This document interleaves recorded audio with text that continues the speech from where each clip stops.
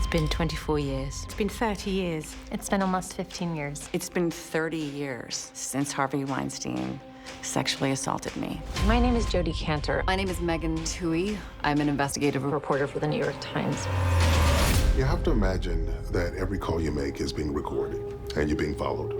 I was one of the women that went on the record in the article that came out. Sometimes it feels like it just happened yesterday. At other times, it feels like lifetimes ago. I was a very different person in 1998. I was young, scared. I had started my own theater company. I was way ahead of the game. And then I was assaulted by Harvey, and it really disrupted my career. I pulled back. It's not something I dwelt on until I got a phone call from a Weinstein ex-employee asking me if I'd spoken to any journalists. And a week later, I got a phone call from Jodi Kantor.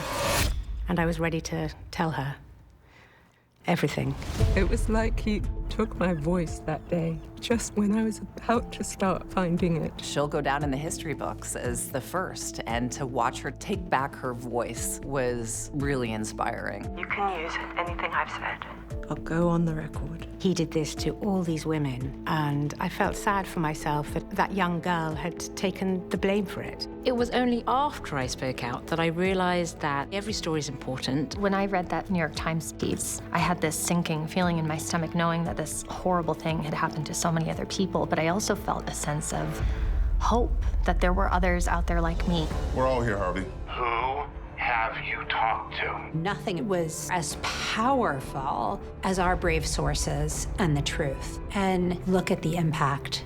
There was a positioning of my story among the Asian community that was very different from the stories that were already out there, that had felt that there was no voice that spoke for them. The outcome changed the lives of women everywhere. And while we know we still have a long way to go, there's no turning back now. In terms of this story, things have only just begun. Only when this information is public and people can react to it, they can be in dialogue with it, our ending is everybody else's beginning. And we had spent so much time trying to unearth these hidden stories of abuse and harassment, and then to see the dam break and to see all these other stories bursting into public view, it was so satisfying. Finally, the truth was out.